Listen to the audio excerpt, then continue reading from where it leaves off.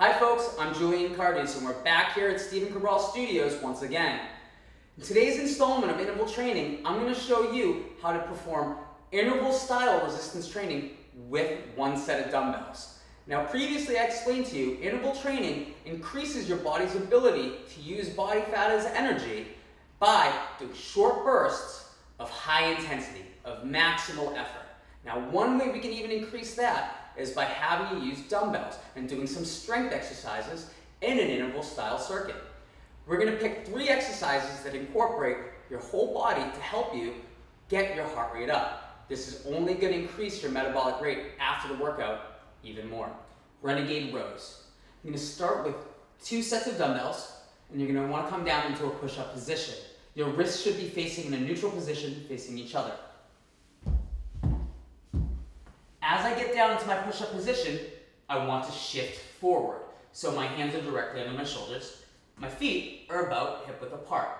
I'm going to slowly lower down into a push-up, keeping my hips level. And as I press up, I'm going to pause and go right into a row. As I finish, I'm going to slowly lower down, come up, and row with the alternating arm. Now the goal in the row is to squeeze from between the shoulder blades, opening the chest up. You want to keep your hips level, and if you feel like you can't, or you can't do a push-up, you can drop to your knees.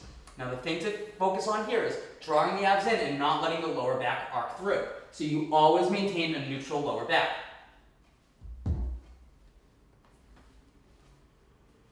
Squat to presses. Again, you'll need 2 dumbbells. You're going to start with your feet shoulder width apart.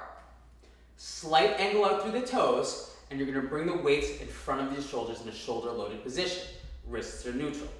Keep the chest up, and as you lower into your squat, you're going to push the knees out slightly, sit back on your heels, and in one motion, drive through the heels and press the weights overhead. You'll come back down to shoulder-loaded position and repeat.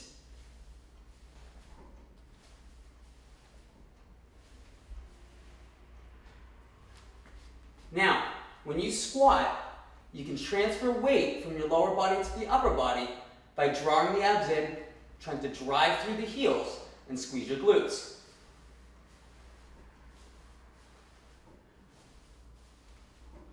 Remember, this movement is to be done explosively using your lower body to help you drive the weight up through your upper body. Axe chops.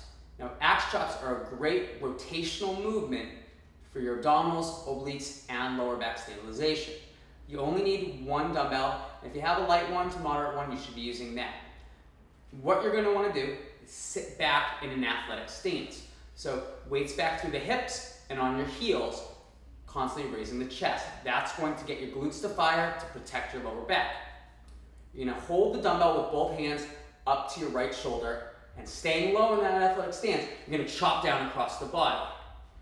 Start up. Now we don't need to rotate through the torso, just diagonally chop across the body in an explosive manner.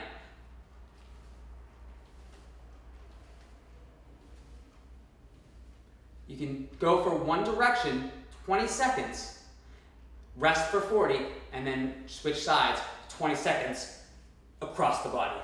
Constantly fighting to keep that chest up and keeping your weight back through your hips. With these 3 exercises, you're going to want to perform them in a circuit style. So, like we've talked about previously, a great interval to start on is 20 seconds on with 40 seconds recovery.